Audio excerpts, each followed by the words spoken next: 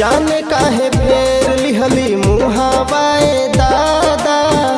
ऊ तो भुलाई गईली कइल सब वादा।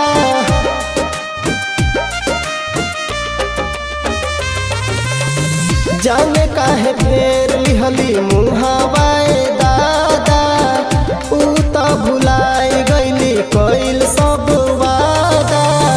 छोड़ के हमारा के साथ दोसर धैली हमार जान अब दोसरा के जान भइली। हमार जान अब दोसरा के जान भइली।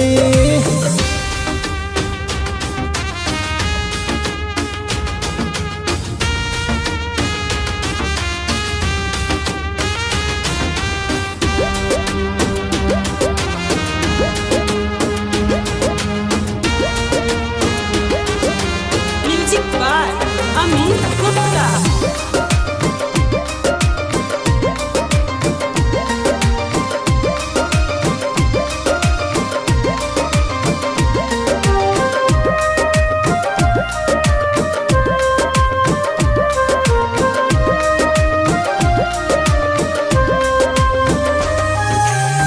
हम नहीं जननी हमसे करी है उघात हो।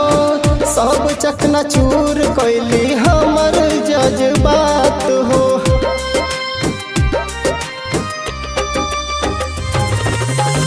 हम नहीं जननी हमसे करी है उघात हो।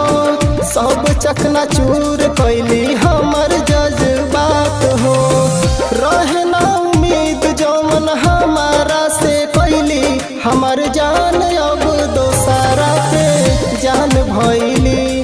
हमार जान अब दोसरा के जान भइली।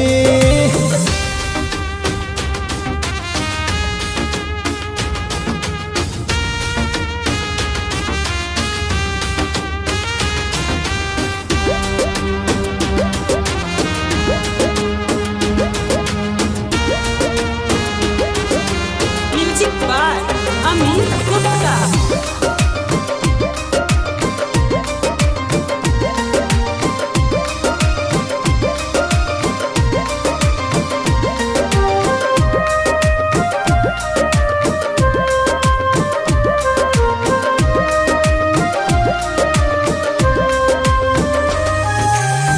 कैसे